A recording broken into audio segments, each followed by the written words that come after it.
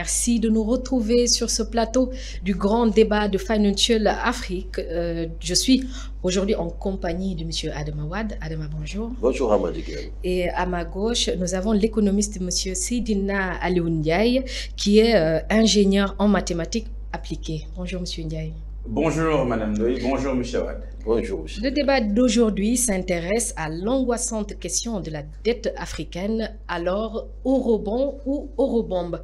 Cette dette africaine fait débat depuis quelques années avec la hausse des taux d'intérêt, 11,6%, qui fragilise les économies du continent. Les taux d'emprunt de ces pays sont plus élevés que ceux d'Asie avec 6,5%, les États-Unis 3,14% ou alors l'Allemagne avec 1,5%, d'où l'importance de se demander aujourd'hui si les signaux sont au rouge.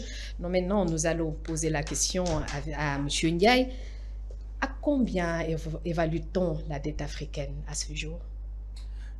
Merci beaucoup Madame Ndoye. C'est vrai que c'est une excellente question et c'est un sujet brûlant. C'est un sujet qui fait partie de la lame de fond macroéconomique pour l'Afrique durant cette année-là, 2024. Effectivement, le poids de la dette africaine, c'est un sujet central actuellement de débat au sein des économistes. Parce qu'actuellement, selon les derniers chiffres des Nations Unies, la dette africaine actuellement est à un montant autour de 1800 milliards de dollars. Et cette dette-là, ce qui fait qu'elle pose problème, c'est que 40% de cette dette est détenue par des créanciers privés.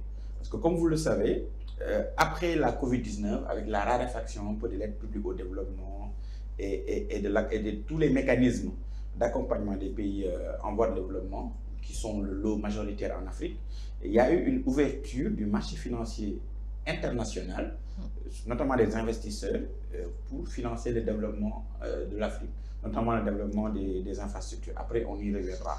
Et avec cette ouverture-là, la plupart des pays africains ont souscrit à des eurobonds, à des obligations, à des dettes obligataires, souvent libellées en dollars.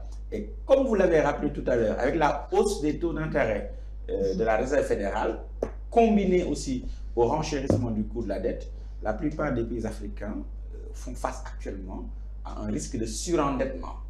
D'aucuns diraient mesuré ou bien profond, mais les choses sont qu'actuellement, 22 pays africains actuellement font face à un risque de surendettement et le poids de la dette est une vraie contrainte pour le développement. Actuellement, il y a même des pays, comme vous le savez, à l'instar de la Zambie ou du Ghana, qui ont fait défaut sur les dettes.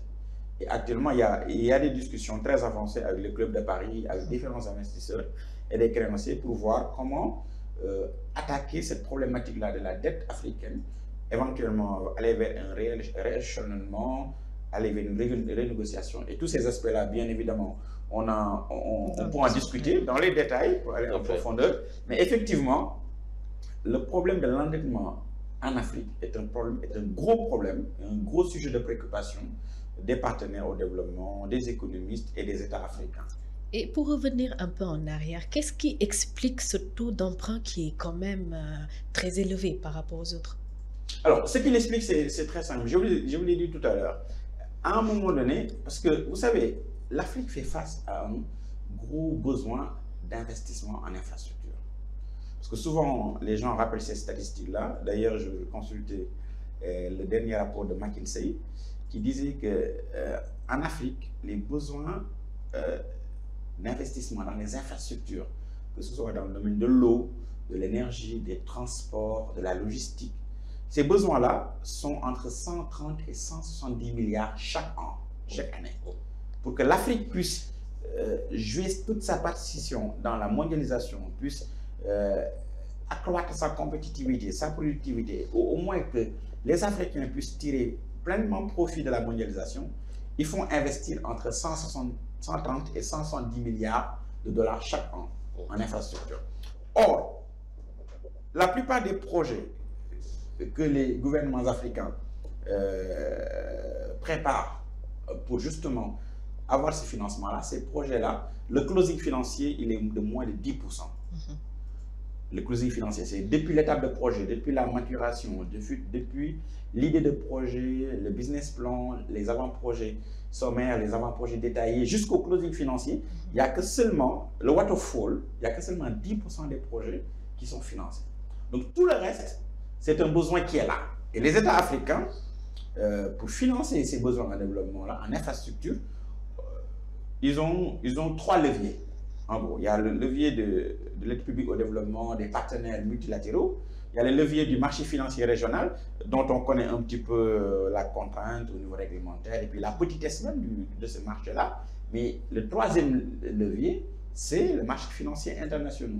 Donc les eurobonds, etc. Et quand on est sorti de la Covid-19 et tout, les taux étaient tellement bas, avec la politique ultra accommodante des 2 banques centrales, que ce soit la Banque centrale américaine, la Réserve fédérale et la BCE.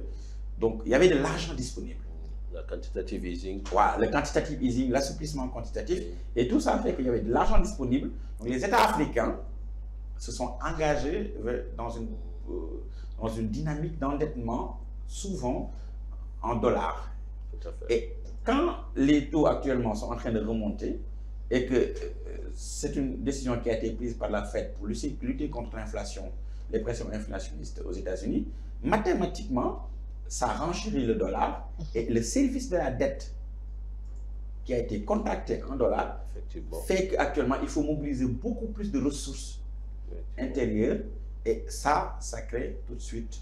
Il faut prendre en compte le risque de change. C'est ça aussi, c'est surtout un risque de change parce que les obligations ont été libellées en dollars et le dollar fluctue malheureusement à la hausse. Actuellement, je regardais les derniers taux d'intérêt de la Fed, on est autour de 5,25. Les gens tablaient un peu sur un ralentissement de cette rate hike, comme on dit, mais ce n'est pas le cas parce que l'inflation est toujours assez vigoureuse aux États-Unis. Et c'est ça qui fait que la hausse du dollar, la hausse des taux d'intérêt fait exploser le service de la dette. Et cette dette-là, à 40%, est détenue par des créanciers privés. Donc la restructuration, c'est quelque chose qui n'est pas très facile. Je dirais des créanciers privés qui ont refusé d'adhérer, de souscrire à l'initiative du G20. Tout à fait. Et qui refusent aussi de suivre le Club de Paris dans certains mécanismes d'effacement ou bien de, comment dirais-je, de restructuration. Tout à fait. C'est une très bonne analyse que vous faites parce que la situation de l'endettement actuellement qu'on vit en Afrique, elle est différente de la précédente situation d'avant 2000. Parce qu'avant 2000, la plupart des créanciers de l'Afrique, c'était les partenaires au développement. Donc, c'était les FMI, c'était la Banque mondiale, c'est les banques multilatérales de développement, l'AFD, la JICA, etc.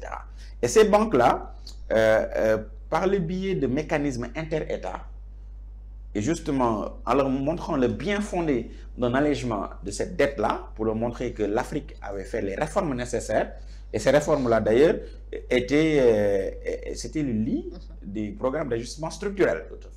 Et à la sortie de toute cette décennie-là, 90, 2000, avec la dévaluation, avec les efforts très très durs qui ont été faits par les économies africaines, les partenaires au développement étaient prêts à comprendre que pour que l'Afrique puisse atteindre notamment les objectifs de millénaire du développement, les ODD, et les OMD d'abord. Les OMD d'abord, ensuite les ODD. Voilà, justement, pour atteindre ça, il fallait libérer l'Afrique du fardeau et de la béquille de la dette.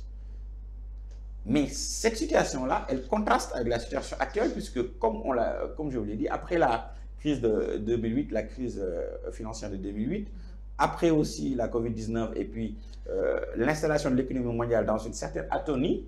Et la crise russo-ukrainienne aussi. Bien sûr, la crise ukrainienne, ça, après, on va y. Donc, c'est tous ces éléments-là qui font qu'à un moment donné, il y a eu un petit piège de la dette, puisque l'argent frais était disponible en masse. Et pour financer leurs besoins en infrastructure, les pays africains, malheureusement, ont souscrit, peut-être un peu des fois de manière irresponsable, à un endettement privé, souvent libellé en dollars. Donc actuellement, c'est ça qui fait que c'est très compliqué de restructurer cette dette africaine-là, qui est un vrai sujet qui est là. Parce que vous prenez des pays, je peux prendre par exemple l'exemple du Sénégal. Le Sénégal, quand vous prenez le stock de dette, sur les 5 prochaines années, le Sénégal doit rembourser en francs CFA, 11 000 milliards de francs CFA. Donc, à peu près, ça fait 70% de sa dette qu'il faut que le Sénégal rembourse sur 5 ans, sur une très courte période. Donc, si vous avez des maturités qui se rapprochent, avec des stocks de dettes qui explosent, car on a la hausse des taux d'intérêt, et malheureusement, cette dette extérieure-là a été libellée en dollars, qui est une monnaie qui est fluctuante. Donc, tout ce cocktail-là fait que, actuellement, c'est un piège qui est là, auquel il faut faire face. Vous êtes en train de nous expliquer que les États africains sont tombés dans le piège de cette dette. Oui, alors, tomber dans le piège, oui, on peut dire ça, mais ça interroge surtout de manière plus stratégique la stratégie de financement des économies africaines. Parce que je vous ai fait tout à l'heure un constat en disant que l'Afrique a besoin de 130 à 170 milliards de dollars pour financer ses infrastructures. Oui. Vous prenez le domaine de l'énergie, il y a 600 millions d'Africains qui n'ont pas accès à l'énergie. Le problème de l'eau, pareil. Vous prenez le problème des infrastructures, l'enclavement de l'Afrique, le fait que le commerce intra-africain n'est pas aussi développé que ça. D'ailleurs, d'où l'initiative LASLECAF. C'est tous ces aspects-là qui font que le financement des économies africaines est un vrai sujet macroéconomique. Or, on sait très bien que l'Afrique, jusqu'à récemment, bien sûr, il y a eu maintenant la place de l'Afrique au sein du G20, a été absente des tables de négociation sur le commerce et sur l'économie mondiale. Donc souvent, l'Afrique a été péjorée dans les arbitrages que font souvent les multinationales et les États et les partenaires au développement. Pourtant, elle préside le destiné de l'OMC aujourd'hui avec Ngozi Iweala, l'Organisation mondiale du commerce. Oui, bien sûr, mais vous avez vu que les dernières négociations de l'OMC à Dubaï se sont soldées par un échec. Tout à fait. Parce qu'actuellement, on sent dans la mondialisation un repli sur soi et beaucoup de protectionnisme. Le retour un petit peu du souverainisme et du nationalisme économique. Tout à fait, parce que vous avez vu que depuis, et ça date depuis la présidence de Donald Trump, vous avez vu la guerre sino-américaine, notamment sur les microprocesseurs, ensuite la 5G.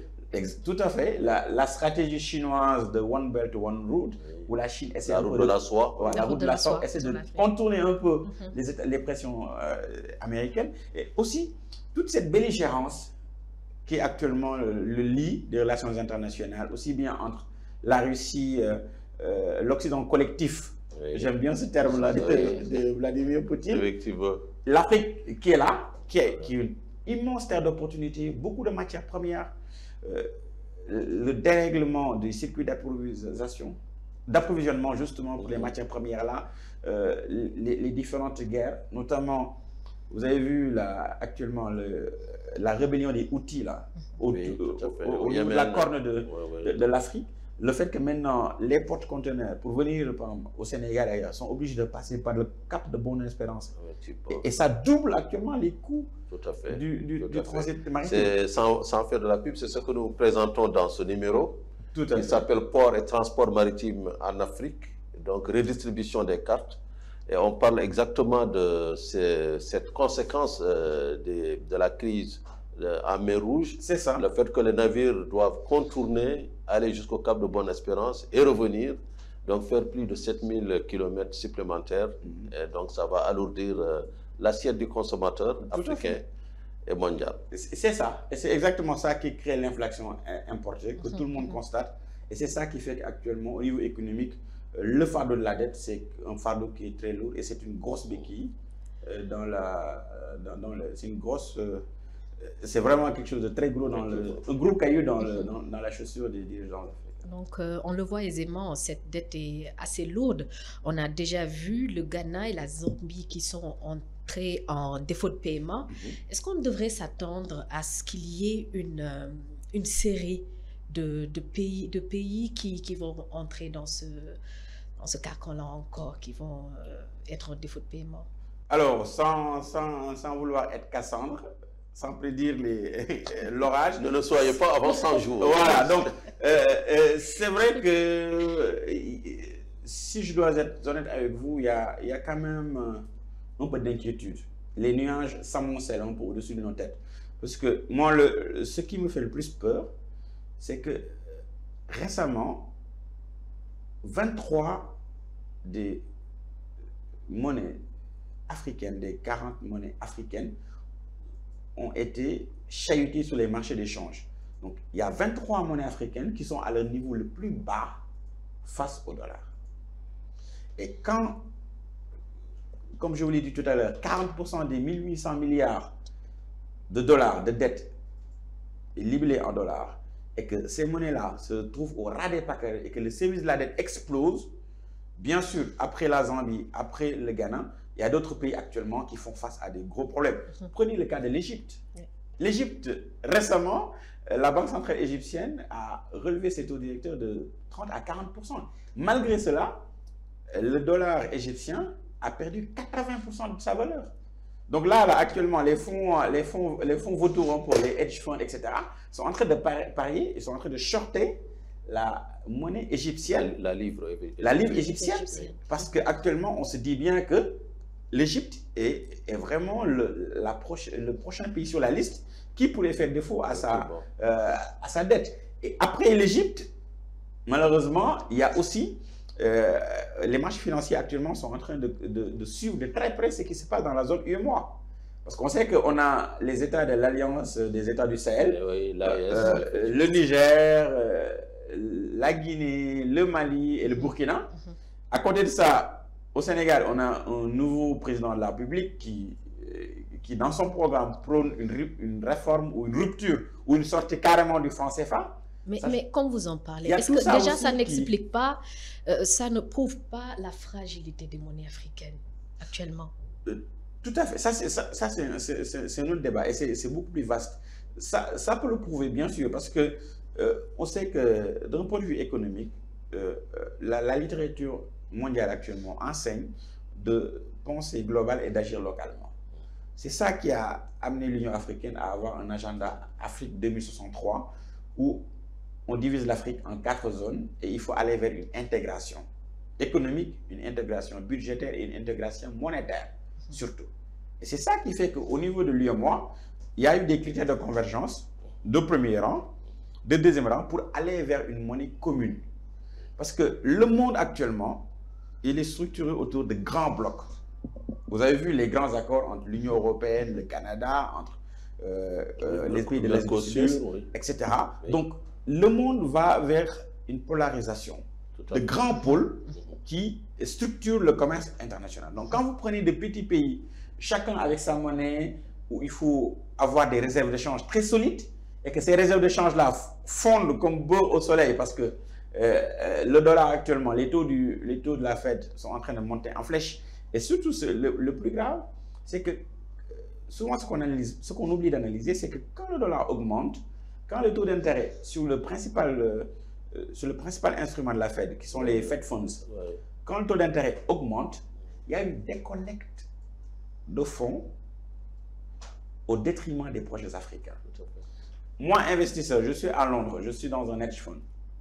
Il y a l'État du Mali qui a un projet de barrage hydraulique qui coûte 10 milliards de dollars. Ok, le projet est bon, etc. Il y a des cash flows et tout. Ok, je peux gagner sur l'État malien 15% d'EBITDA, etc. Mais au même moment, je suis sûr que, et ça c'est sur 15-20 ans, sachant toute la volatilité, tout le risque du pays, etc., les assurances et tout. Pendant ce temps-là, si je vais aux États-Unis, j'ai les T-bills, comme on dit, les Treasury bonds. Ça me rapporte de 5,25%. Et c'est garanti, c'est le gouvernement américain.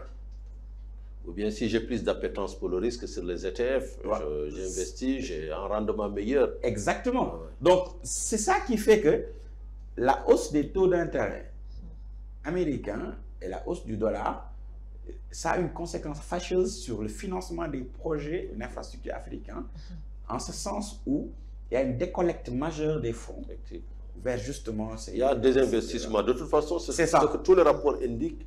Tous les pays émergents en pâtissent. Le mouvement aujourd'hui des capitaux va des pays émergents vers les pays développés, vers les marchés mûrs comme les États-Unis. Tout à fait. Voilà, donc je pense qu'il y a quand même une vraie problématique sur ces monnaies africaines, 23 monnaies africaines qui sont aujourd'hui dans une situation très difficile. Je parlerai du Naira, par exemple. Tout à fait. L'exemple nigérian. Effectivement, qui a perdu plus de 240% de sa valeur depuis janvier 2023.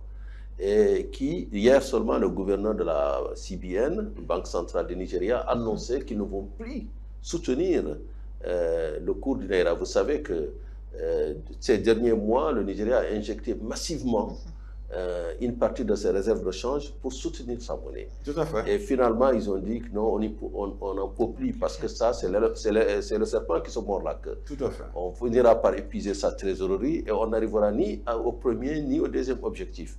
Donc là, c'est une vraie question. On voit aussi le CEDI du Ghana qui a participé à l'affaiblissement de ce pays, qui pourtant, il y a quelques années, à l'occasion justement de l'élection de son président, disait que nous n'avons plus besoin du FMI, nous n'avons plus besoin des créanciers classiques. Tout à fait. Et aujourd'hui, peut-être il va falloir s'y résoudre. La dette, si elle est nocive sur certains aspects, elle est inévitable. Il me semble que c'est le bon et le mauvais cholestérol. C'est toujours... c'est une question de pondération, n'est-ce pas, Madjiguel?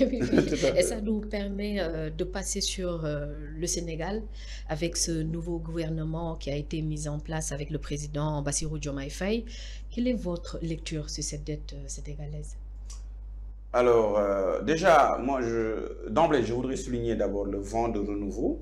Et puis, ce vent de renouveau-là, il est porteur d'espoir en la capacité des nouvelles autorités qui, faut-il le rappeler, bénéficient d'un plébiscite. Hein, parce qu'il est inédit dans l'histoire, justement, politique africaine que des opposants gagnent dès le premier tour. Dès le premier tour. Effectivement. Donc ça veut bien dire qu'il y a un mandat très fort et un plébiscite du peuple sénégalais qui aspire à un changement. Et moi, je dois vous dire que je fonde beaucoup d'espoir sur ce changement-là, en tant que Sénégalais, en tant que patriote. Et on le souhaite vraiment le meilleur et on est prêt vraiment à y mettre la main dans le cambouis justement pour aller vers ce meilleur-là. Ça, c'est une remarque préjudicielle dans la forme.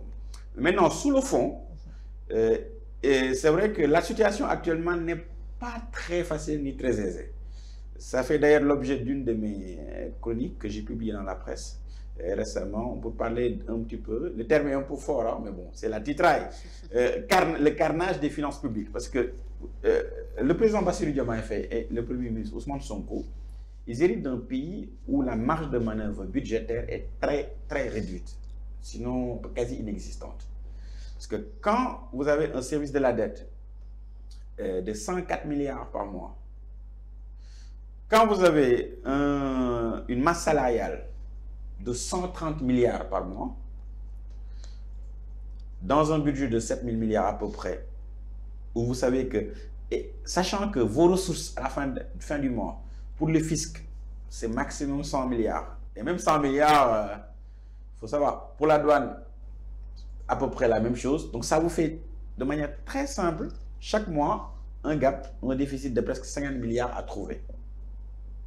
Et ça, c'est compte non tenu de toutes les autres rubriques du budget, hein, et surtout de la très grande déception sur les futures recettes issues de l'exploitation du pétrole et du gaz, dont vous voyez chaque jour que l'exploitation est à chaque fois reportée. J'ai même lu récemment quelqu'un hier dire qu'il y a encore un délai de 30 mois avant qu'on puisse avoir le first oil et le first gaz. Donc, la situation des finances publiques n'est pas des meilleures. Ça, c'est le premier point.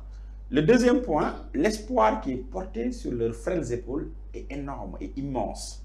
C'est à la mesure de leurs promesses. C'est ça. Parce que, et surtout, aussi, moi, je mets en perspective cet espoir-là par rapport à l'horizon temporel. Parce qu'ils ont un mandat de 5 ans, dont il faut extraire les deux années de bas de laine. Parce que 2024, le premier semestre est déjà consommé. 2029, c'est une année électorale. Donc, ils auront en moyenne 3 ans, 6 mois vraiment de gouvernance. Cet espoir-là, il est porté par 3 choses. Une triple promesse. 1, l'emploi des jeunes. Parce qu'on est un pays où 3 Sénégalais sur 4 ont moins de 35 ans. Où 1 Sénégalais sur 2 a moins de 19 ans. Donc, emploi, emploi, emploi. Où vous avez vu combien de centaines ou de milliers de jeunes Sénégalais ont perdu la vie en traversant l'océan Atlantique, ou bien même le désert du Sahara. Je pense que Jeune Afrique a fait une excellente infographie sur la question, notamment sur les migrants qui prennent la route du Nicaragua. Oui, tout à fait. C'est un nouveau phénomène. Un nouveau phénomène. Et que ça coûte très cher. Je pense qu'il y a à peu près, si mes chiffres sont bons, 6 000 Sénégalais qui ont tenté l'aventure, et ça coûte très cher. Oui.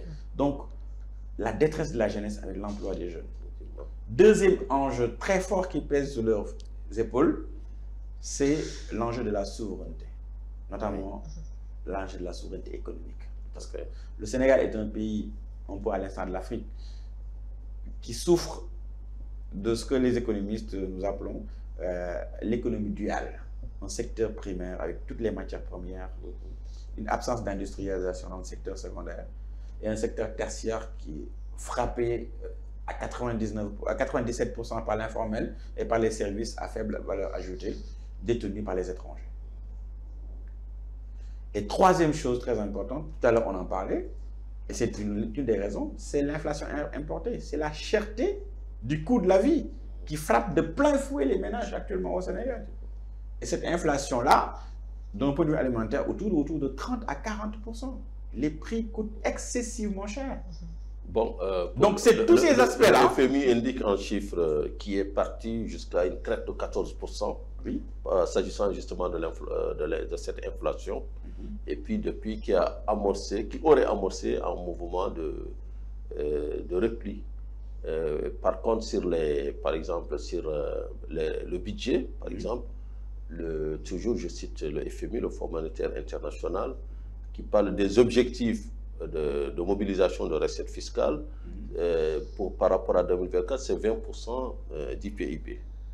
20% du PIB, donc la barre est un peu haute peut-être, oui, compte tenu de la réalité du tissu économique sénégalais constitué à 95% d'entreprises qui évoluent dans l'informel. 17%, 97% d'ailleurs, d'après la NSD. D'après la NSD. Donc, la question en réalité, c'est comment ce nouveau gouvernement, en prenant en compte les éléments fondamentaux qui constituent leur projet, l'emploi des jeunes par exemple, je pense que ça a été toujours un objectif. Hein. Oui. Donc, comment ce nouveau gouvernement arrivera-t-il, d'une part, à augmenter les recettes, donc à créer de l'inclusion sociale et économique, et d'autre part aussi à renforcer, je pense, les partenaires, parce que moi j'ai l'impression qu'on prend la souveraineté économique souvent en cherchant des boucs émissaires, les entreprises étrangères, les investisseurs étrangers,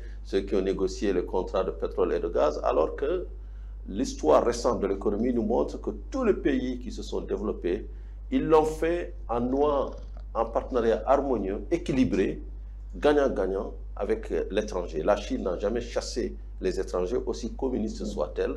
Le Vietnam aussi, qui était en guerre il y a quelques années avec les États-Unis, aujourd'hui, le Vietnam s'est reconstruit avec l'Occident, carrément, et sans faire de bruit.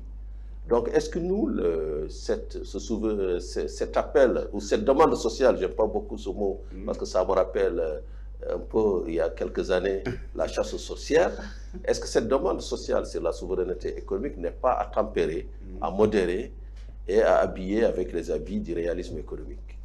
Excellente question. Donc, vous me permettrez de faire un développement là-dessus. En fait, il faut serrer les choses. La souveraineté économique n'a rien à voir avec le souverainisme économique. Les mots ont un sens. Moi, j'assume, je suis un économiste libéral. Moi, je crois à la force de la loi de l'offre et de la demande. Et je crois fermement que le Sénégal est un pays ouvert, est un pays où tout investisseur peut venir. S'il voit une opportunité d'investissement, investir, créer de la richesse et participer au bien-être collectif. Maintenant, une fois ce cadre-là planté, effectivement, je suis d'accord avec vous que le Sénégal ne peut pas être un îlot fermé sur lui-même dans un monde globalisé.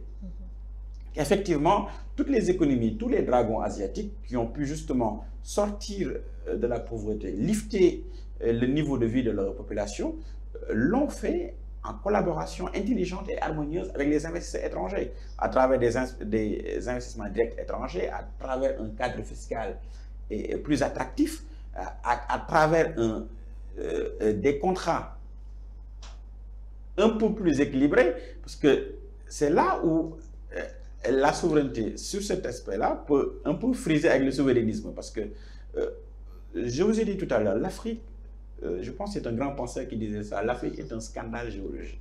Tout à fait. La Guinée d'abord, la Guinée d'abord, et certainement l'Afrique. Voilà, parce que, vous savez, il faut qu'en Afrique, on essaie de sortir de la logique de la commoditisation primaire. Oui. Qui veut dire que, par exemple, vous, M. Wade, vous avez de l'or, vous avez 18 tonnes d'or, par exemple, chez vous, au Sénégal, à Kédougou. Oui. Mais l'une des régions les plus pauvres du Sénégal, c'est justement Kédougou. Parce qu'on extrait l'or brut, on l'amène en Suisse. Oui. Il y a, lisez l'excellent papier du journal Le Temps, oui, sur Kédougou. Et il y a d'ailleurs même un numéro spécial de Jeune Afrique sur Kédougou. On l'amène en Suisse, on l'affine, on fait tout. Maintenant, moi, bijoutier sénégalais, si je veux avoir de l'or, je vais jusqu'à Dubaï, où c'est l'or du Sénégal et qui est là-bas, et j'ai une petite quantité. C'est que ici au Sénégal, je ne peux pas avoir accès à l'or qui est ici. Prenons le domaine de la mer, la pêche. Le Sénégal a signé un accord qui arrive à terme avec l'Union européenne en novembre 2019. Et cet accord-là prévoit, contre 3 millions d'euros, à peu près 2 milliards de francs CFA, l'octroi d'une licence de pêche de 10 000 tonnes de thon et de merlu chaque année, oui, à l'Union européenne, de thon brut. Ce qui fait que le thon, il est vendu à 111 francs le kilo. Alors que quand vous sortez d'ici, vous allez à Auchan, vous verrez que les kilogrammes de thon coûtent minimum 23 000 francs. Et moi, j'ai fait le calcul, je l'ai même fait. Et ainsi de suite, vous prenez toutes les ressources naturelles qu'il y a au Sénégal, et par extension dans l'Afrique. Elles sont toutes frappées du coin de la commoditisation primaire. Et l'Afrique, en général, le Sénégal en particulier, l'Afrique ne transforme rien sur place, ne valorise rien. Voilà. Vous me tirez justement les modules, parce que c'est ça la suite de ma logique. Tant qu'on n'aura pas agrandi la base productive, tant qu'on n'aura pas développé une industrialisation où on essaie de transformer, où on ajoute de la valeur ajoutée justement. Parce que quand, l'exemple est très simple, une mangue, un seau de mangue sur le bord de la route coûte 1000 francs. Mais Madame Doye, combien coûte un gel douche à base de mangue? Très cher. Combien coûte une bouteille, comment on appelle, un jus de mangue à base de mangue? Combien coûte un savon à base de mangue? Combien coûte un dentifrice à base de mangue? Combien coûte une lotion pour cheveux à base de mangue? Donc, ça, c'est un exemple basique très simple qui explique la différence entre la commoditisation primaire et une économie basée sur l'industrialisation où on ajoute de la valeur ajoutée. Donc, pour en revenir tout à l'heure à votre... J'ai voulu aller très profondément dans l'analyse, mais on revient maintenant en hauteur. Donc, la souveraineté économique, c'est un pis-aller. C'est un chemin que l'Afrique devra forcément emprunter, et le Sénégal, bien sûr, si on veut agrandir les bases de capacité productive. Parce qu'il n'y a que la souveraineté et l'industrialisation qui peut permettre de résorber ce gap-là, surtout en termes d'opportunités et d'emploi pour les jeunes. Parce que vous le savez comme moi, le chiffre est très connu. Chaque année, sur le plan strictement formel, il y a 300 000 jeunes Sénégalais qui arrivent sur le marché de l'emploi. 300 000 oui, chaque 10 ans. Et on crée combien d'emplois par an? Moi, je sais que pour créer une David, le dernier programme d'emploi aidé oui, que le gouvernement, c'était 45 000, quelque chose comme ça. Donc, vous imaginez un peu le défi? Alors, au niveau africain, en restant dans la même remarque, on a 15 millions de jeunes qui arrivent chaque année et on ne crée que 3 millions d'emplois. Vous voyez? Donc, on a 11 millions, un gap de 11 millions d'emplois à pourvoir. C'est ça. Peut-être si on élargissait l'analyse sur la réalité mondiale, hein, où il y a beaucoup de pays qui sont vieillissants et tout, on pouvait dire que la mobilité, en fait, n'est qu'une régulation. C'est ça. Participe de la régulation de l'économie mondiale. Mais là, c'est un autre débat.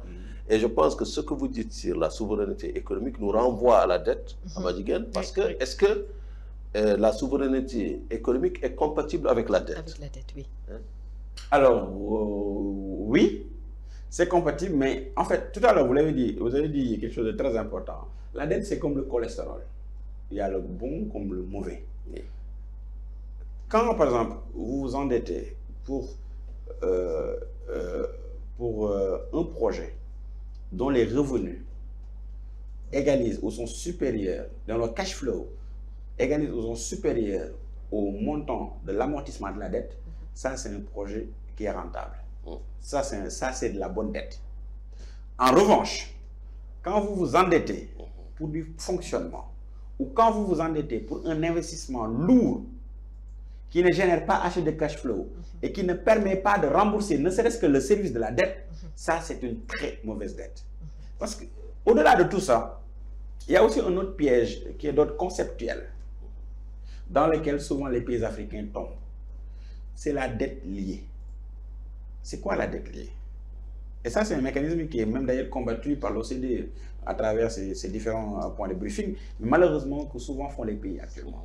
Quand on a eu l'atonie de la croissance en Union européenne et puis dans le pays de l'OCDE, je prends un exemple très basique. Hein. La France va voir un pays africain X. Ce pays-là a besoin d'une infrastructure Y.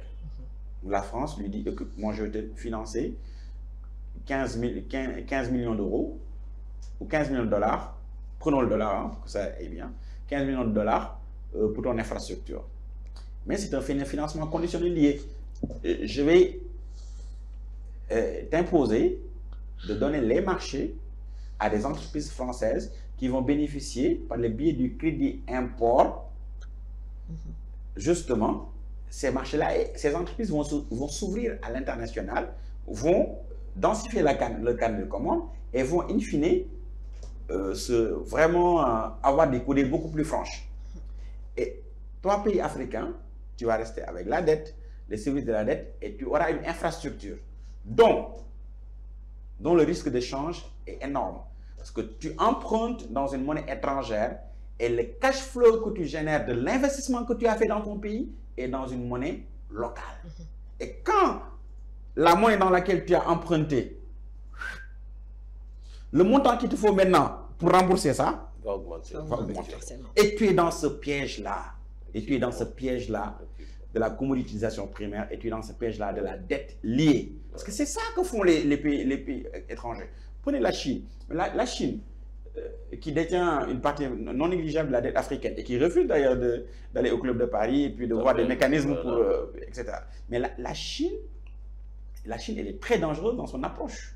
Parce que la Chine, déjà, vous avez vu que récemment, le Niger a accepté que la Chine lui fasse une avance de 400 millions de dollars. Autour de 7%. Voilà, autour de 7% sur un nantissement des recettes issues alors que ça, c'est vraiment un principe de base qu'il faut vraiment annihiler. Mais la Chine, quand elle vous finance quelque chose, mais c'est les entreprises chinoises qui font ça. Tout à fait. C'est le personnel chinois qui fait ça. C'est les technologies chinoises qui font ça. Alors que vous payez en dollars. Prenez l'exemple du Kenya.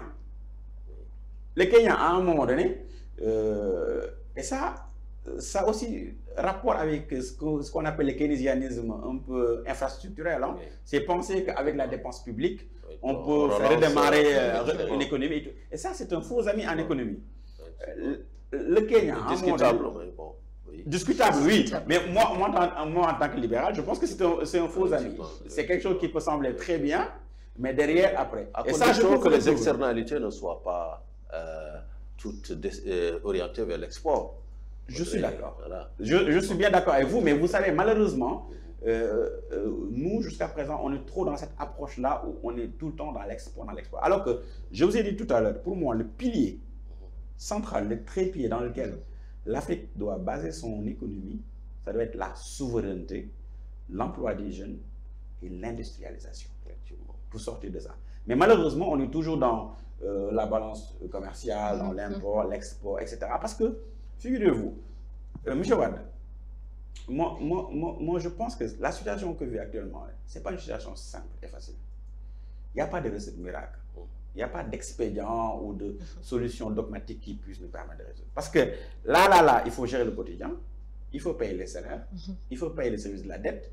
Et on est dans des pays où on importe tout et on ne produit rien. Si vous prenez les 3 plats sénégalais, le petit déjeuner, le sucre, on l'importe. Le lait, on l'importe. Le café, on l'importe. Le blé, on l'importe. Le blé pour le pain, l'huile. L'huile, on l'importe. Le chocolat, on l'importe. Le beurre, on l'importe. Le sucre, même si on en produit, on importe également. Voilà. On a fait un peu ici, mais on n'arrive pas. Le sucre, on le fait, mais on l'importe aussi. Parce qu'il n'y a pas encore la production qui permet. On n'a jamais atteint l'autosuffisance. Voilà. Donc vous voyez un peu. Vous prenez le déjeuner au Sénégal. Nos amis Diobène vont bien aimer. Mais le riz. Mais vous savez combien on importe de riz au Sénégal? 1 300 000 tonnes. Et ça fait 347 milliards de francs. 350 milliards. Et surtout, on l'importe en général sur le marché spot parce qu'au Sénégal, il n'y a pas une politique d'importation du riz. Parce que rien que l'importation du riz aussi, si c'est réorganisé, ça peut créer beaucoup d'emplois. Mais tout à fait. Ça peut vraiment créer une chaîne de valeur. Tout à fait. Bien qu'on est sur la production, l'autosuffisance, mais à mon avis, il faut combiner les deux. En fait, ce développement me permet de vous demander quelles sont vos solutions exactement pour réduire cette dette africaine actuellement. Alors, pour les solutions, j'ai un cabinet et puis il faut que les gouvernements me consultent et me payent pour que je leur donne des solutions. On comprend le libéral. Voilà. Mais vous pouvez nous en donner un aperçu quand même.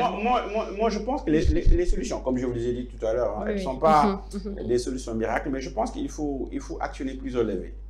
Le premier levier, de mon point de vue, c'est qu'il faut faire un état des lieux très pratique, très pragmatique de cette dette-là et surtout de la géographie de cette dette-là. Savoir ce que détient la Chine, ce que détiennent les créanciers privés, la Turquie et surtout les institutions multilatérales. Ça, c'est la première étape. Maintenant, deuxième étape, je pense qu'il faut sortir de la logique de l'endettement privé étrangers liés. Il faut que les États européens, les États de l'OCDE, les États qui financent la dette de l'Afrique comprennent qu'en Afrique même, il y a des entreprises, il y a un tissu entrepreneurial, il y a des sociétés capables, si elles sont en capacité, si elles bénéficient du transfert de technologie, justement d'absorber cet investissement-là et ainsi ça crée un peu plus, ça génère un peu plus de revenus pour mobiliser cela et pouvoir assurer un bon service de la dette. Deuxième mesure. Troisième mesure, il faut faire aussi, de mon point de vue, il faudrait que les différentes banques multilatérales de développement, comme la BAD, la BIDC, etc., que ces banques-là jouent vraiment le rôle. Ce qu'ils peuvent faire, c'est qu'ils peuvent mettre en place un fonds de titrisation de créances au niveau africain. Regardez chaque pays ou chaque zone, les dettes qui posent problème, que la BAD fasse un programme de rachat de créances, que ces créances-là puissent être montées au niveau de la balance sheet du bilan de la BAD ou d'une institution multilatérale et que cette dette-là puisse être réorganisée à destination des investisseurs. Et ce que je dis là, c'est exactement ce qui a été fait. C'est exactement ça, le programme de quantitative easing. C'était ça, l'assouplissement quantitatif en Union européenne. Rappelez-vous la question de la dette grecque. Vous vous rappelez? Tout à fait. La question de la dette de la Grèce, de l'Italie, quand ces pays-là étaient au bord du gouffre. Ce qui a été fait, c'est que la BCE est rentrée dans le marché.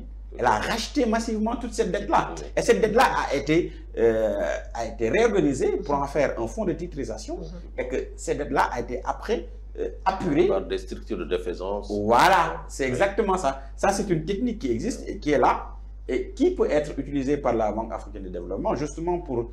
Alors, donc, ces 4 à 5 mesures-là, si elles sont appliquées, mais il faut aller très vite.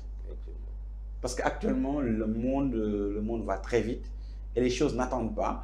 Et il faut aussi réactiver tous les mécanismes qui existent, que ce soit le Club de Paris, que ce soit au niveau des rencontres du FMI, de la Banque mondiale, etc. Poser l'enjeu de cette dette-là au cœur de la table et que l'Afrique parle d'une même voix au sein du G20 pour que cette question de la dette-là soit une question qui doit être résolue. Parce qu'il en va de l'intérêt de tout le monde. Parce que quand le service de la dette devient absolument écrasant, les États ne peuvent pas financer d'investissement, ça a un impact sur le niveau de la vie des gens, et ça a comme corollaire l'immigration clandestine qu'on voit, et tous les problèmes. Et quatrième ou cinquième solution, qui peut être un peu astucieuse, hein, c'est, vous savez, l'Afrique contribue à moins de 0,3% du réchauffement climatique, mais paradoxalement, on va en subir 30 à 40%. Des conséquences, oui. Ça, c'est de l'injustice climatique. On n'a pas pollué, mais on va payer par la hausse du niveau de la mer, par les sécheresses, le changement climatique, les déplacements de personnes, la famine. Et tout ce que je suis en train de dire là, c'est en train d'arriver en Afrique. Ça arrive déjà, oui. Et ça, c'est le rôle et le chapeau est porté par l'Occident. Donc l'Afrique, c'est pourquoi l'Afrique doit parler d'une seule et unique voix lors des différentes COP. Pour dire, écoutez les gars, nous, on a une dette là qui est là. On a 1800 milliards de dollars à payer. Tous les engagements que vous avez pris, notamment lors du COP 2015 à Paris, sur un fonds de 100 milliards qu'il faut mettre en place justement pour nous aider, voilà, pour nous aider à atténuer les effets du changement climatique. Vous ne les avez pas respectés. Donc on veut à la place que cette dette-là, qui aborde notre marge de manœuvre budgétaire, que cette dette-là puisse être prise en charge, au moins une partie. Et ça, c'est un moyen un peu astucieux de lier les deux questions pour que justement... je pense que si on met en place ces 4-5 solutions-là, ça peut permettre justement de se dégager un peu de marge de manœuvre. Alors moi, je rebondis sur ce que vous avez dit, et vous avez parfaitement raison. En réalité, la dette, elle est à distinguer entre les eurobonds. Peut-être c'est la dette la plus délicate, parce que les créanciers privés, eux, c'est leur argent, et c'est leurs attentes légitimes d'être remboursés à échéance.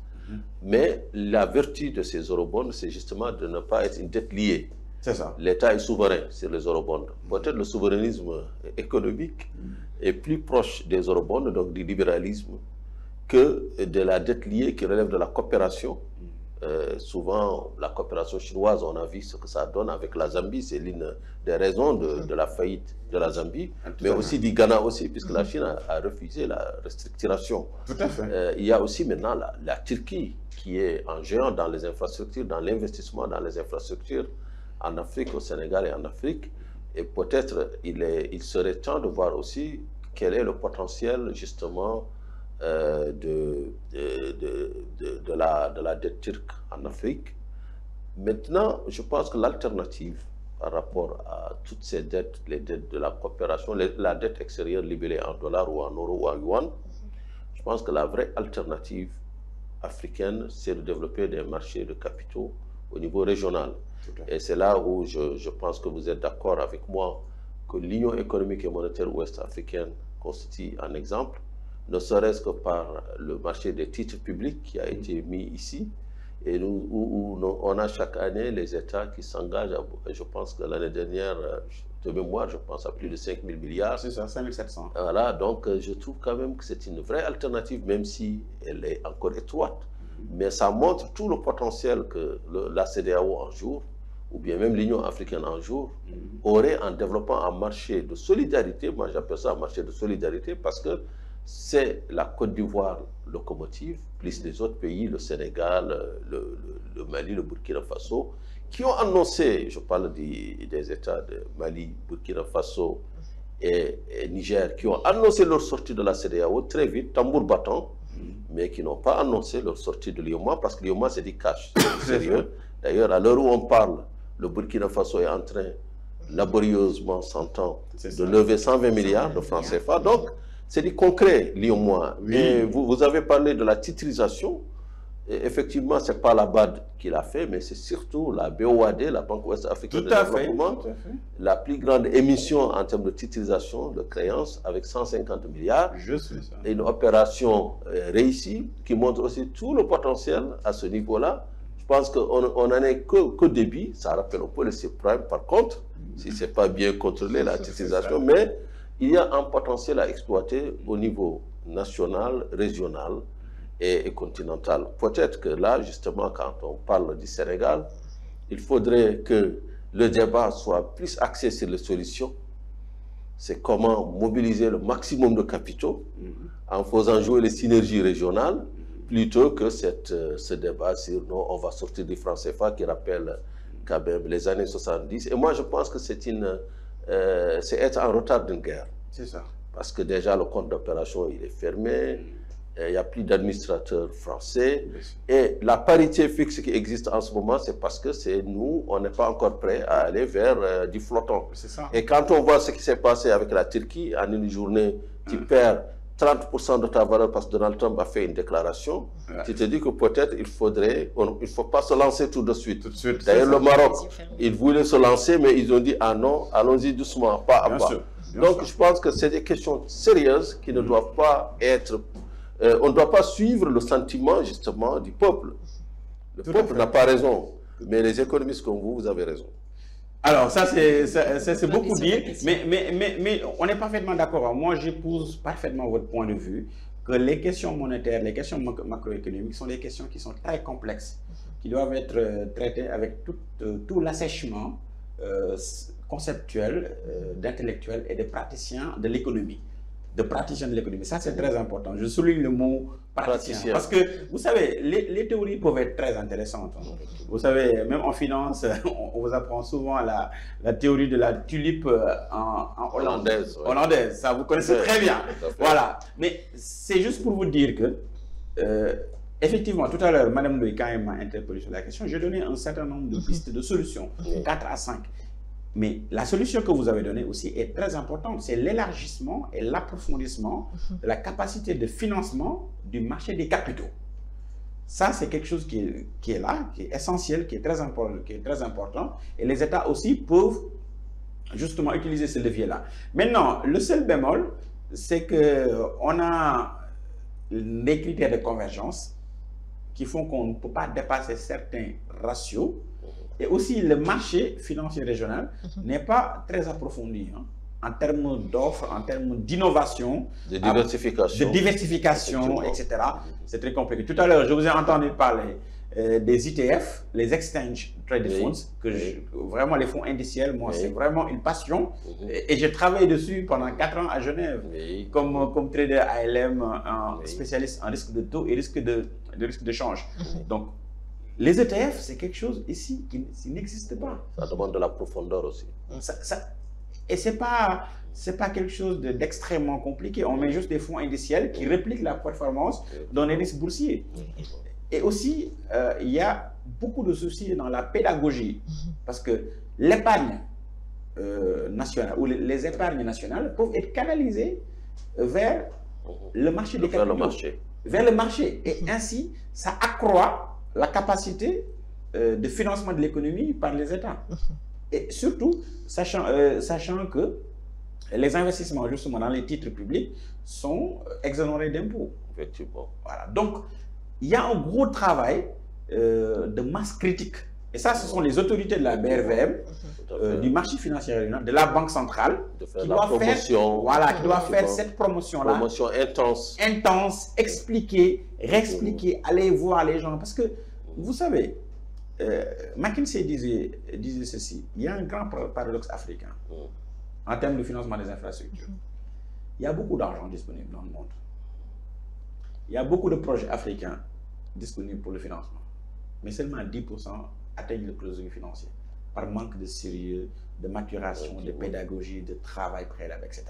Donc, je fais l'analogie pour dire que le besoin en financement de toute la zone UEMOA, c'est quelque chose qui est possible que le marché des capitaux l'absorbe. Mais pour ça, il faut que nos autorités sortent de leur confort.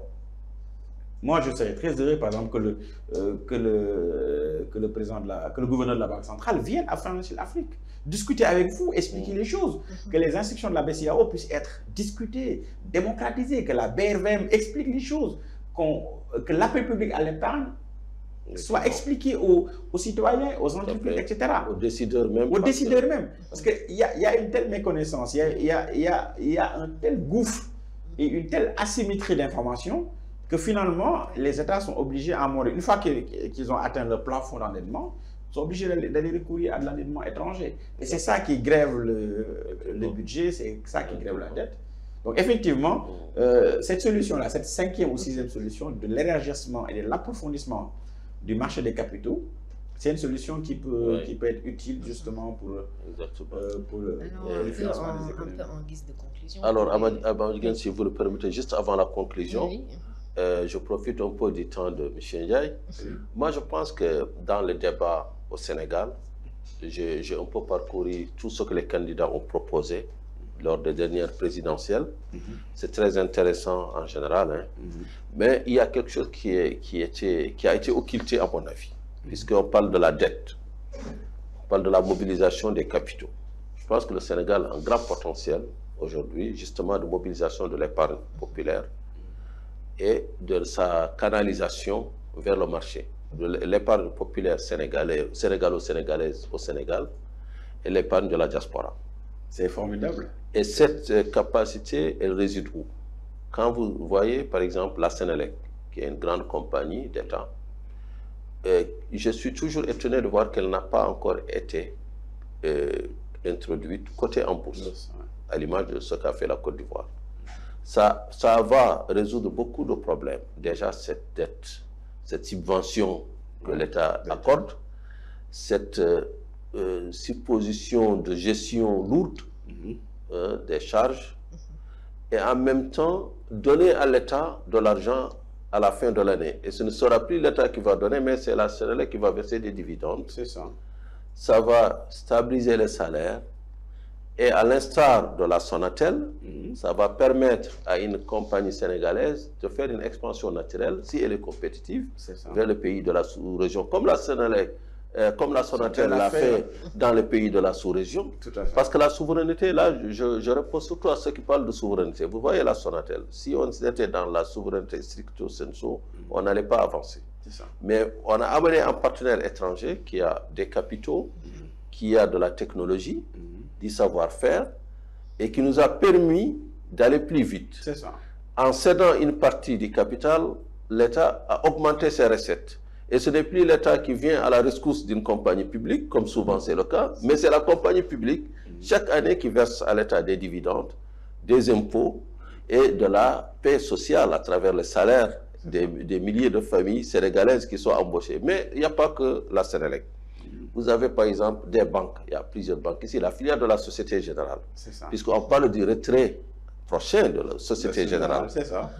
Il faut absolument penser à côté cette Société Générale en bourse et permettre aux ménages sénégalais de profiter des fruits de sa croissance, comme l'ont fait d'ailleurs la sœur de Société Générale en Côte d'Ivoire. Tout à fait. La CBAO, qui est la filiale de Attijari Wafa Bank. Il faut la coter en bourse, comme sa filiale, la CIB, a été cotée en Côte d'Ivoire. C'est vrai. Et le terre, puisqu'on a peur de sa dette, mais il faut la coter en bourse, puisqu'elle génère des recettes importantes. Et ça va permettre de créer un vrai savoir-faire et d'aller un jour vers Saint-Louis, vers Tambacounda, vers le Mali.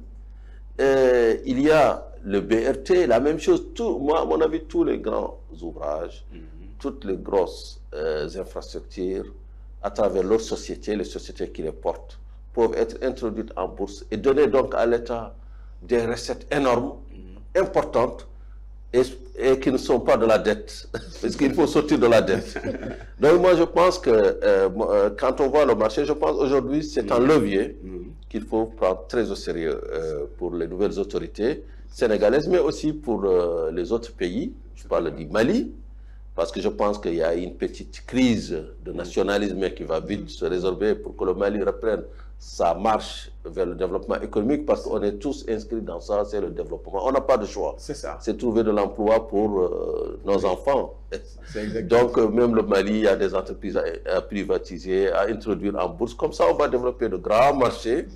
Et nous devons tous, tant que nous sommes, militer justement pour cette intégration régionale qui fait beaucoup de bien en ce moment au Sénégal du point de vue finances publiques. C'est ça. Donc, M. Ndiaye, la question est un peu ouverte pour, en même temps, Adama et M. Ndiaye. Peut-on être optimiste pour les années à venir concernant cette dette africaine-là, pour que les choses ne s'empirent pas davantage? Alors, oui, moi je suis un éternel optimiste. Hein. Je vois toujours... Un libéral optimiste. Ouais, un libéral optimiste parce que je pense que la vie est belle, le soleil est beau, on est dans un beau pays, etc. L'Afrique aussi est une jeune belle dame qui a beaucoup d'atouts, qui a peut-être quelques petits soucis. Mais moi je suis optimiste. Je pense que comme naguère les dernières crises, hein, on va s'en sortir, peut-être en y laissant un peu de plume, mais il faut surtout en sortir en apprenant des leçons. Parce que, quand même, si vous prenez la décennie 90-2000, le niveau de l'endettement africain, après l'effacement de la dette, actuellement, on est au même niveau. Donc ça, vous direz qu'on n'a pas... Après le PPTE. Après le PPTE, l'initiative Petit Pays très endetté, l'effacement de la dette et tout. Si vous prenez les chiffres, on est revenu au même niveau. Au même niveau. On est actuellement passé de 31% du PIB à 62,5% du PIB de l'Afrique. Donc, ça montre qu'on n'a pas appris les leçons du passé. Maintenant, notre optimisme pour le futur ne doit pas être aussi tenté de naïveté ou d'esprit un peu de béatitude. On ne peut pas être béat en pensant que les choses vont se dénouer d'elles-mêmes et que ça va aller dans le bon sens. Ça, ce n'est pas possible. Ce qu'il faut, comme on a dit tout à l'heure, c'est des solutions de courte durée et des solutions de longue durée. Donc, on les a sériées tout à l'heure, j'en ai donné un certain nombre. Monsieur Wade aussi a donné sa solution par rapport à l'élargissement et à l'approfondissement du marché des capitaux, avec la cotation des entreprises. Et tout ceci aussi appelle à une nouvelle gouvernance dans la gestion du portefeuille de l'État. Parce qu'in fine, c'est ça le véritable enjeu. Au Sénégal, on a une loi d'orientation sur le portefeuille de l'État, des entreprises du secteur public et parapublic, et où l'État a une participation majoritaire. Mais il faut aller vers ces réformes-là qui permettent justement d'asseoir les piliers d'un développement où la dette, comme le bon cholestérol, c'est une huile qui fait tourner la machine, mais qui ne la grippe pas. Alors, et je pense que c'est ça qui est votre le plus conclusion important. En quelques mots. Alors, en tant que... Moi, je suis aussi optimiste, panafricaniste optimiste, mais panafricaniste intégral et pas populiste. Excellent. Et je suis d'avis que l'avenir, la seule solution pour nous, Africains, elle est horizontale, elle est dans l'intégration africaine. Tout à fait. Je crois à l'agenda 2063. La ZLECAF. La ZLECAF. Mais il ne faut pas qu'on soit naïf, comme on l'a dit. Tout chemin commence par le premier pas, Mao, mais aussi se consolide par l'engagement, parce qu'il y a des obstacles. Il ne faut pas qu'à chaque fois qu'on voit un obstacle, qu'on recule, ou bien qu'on essaye de trouver des boucs émissaires. Surtout ça. En ce moment, on pense que le panafricanisme se construirait sur la haine de l'autre ou le rejet de l'autre. Non. Moi, je pense qu'il faut que tous les jeunes s'inspirent un peu de la sagesse africaine, ou bien même, puisque je trouve qu'elle est très proche de l'asiatique, de la science chinoise, Confucius, et aussi de l'art de la guerre. C'est ça. En disant que les armes les plus tranchantes restent au fourreau. Il faut éviter les combats inutiles. Tant qu'on peut éviter la guerre, évitons-la. Et aller vraiment dans la concrétisation de l'amélioration des conditions de vie des Africains. Satisfaire la base, la pyramide de Maslow. Donc c'est l'énergie, on n'y peut rien. L'eau, l'accès à l'eau potable, l'électricité. Et aujourd'hui, les infrastructures de communication qui vont de la route aux télécommunications, à la fibre optique, au chemin de fer. Et je rappelle que vous allez bientôt présenter un beau livre le 11 mai. La transition faite, M. Ndiaye vous donne rendez-vous le 11 mai prochain. L'angle mort économique, qu'est-ce qu'on a hâte l'angle mort économique, comment la négligence du rail public garrotte le développement du Sénégal. C'est à paraître le 11 mai prochain. M. Ndiaye, un petit mot pour le... Alors, donc, c'est un essai économique qui, justement, explique comment cet angle mort-là, ce qu'on ne voit pas, c'est que quand vous conduisez votre véhicule, souvent il y a un angle mort que vous n'arrivez pas à voir, et souvent des gens peuvent s'y engouffrer pour vous dépasser, etc. Donc ça montre un petit peu l'importance ce moyen de transport-là. En tout cas, ce sera un plaisir pour nous. Donc c'est le 11 mai. Inch'Allah. Ok, donc on vous invite tous le 11 mai à Dakar, venir assister à la présentation de cet ouvrage et poser des questions à M. Ndiaye. On sait qu'on n'a pas posé toutes les questions, vous auriez voulu entendre pas mal de problèmes soulevés ici, mais on lui donne rendez-vous une autre fois. Et merci beaucoup pour vous être prêté à ce jeu de questions-réponses. Avec grand plaisir. Et je rends la parole à notre cher Amadigen. Merci M. Ndiaye d'avoir répondu au rendez-vous de Financial Afrique. Merci Adama. Merci. Et quant à nous, nous vous donnons rendez-vous très prochainement pour un nouveau numéro du grand débat de Financial Afrique. Au revoir.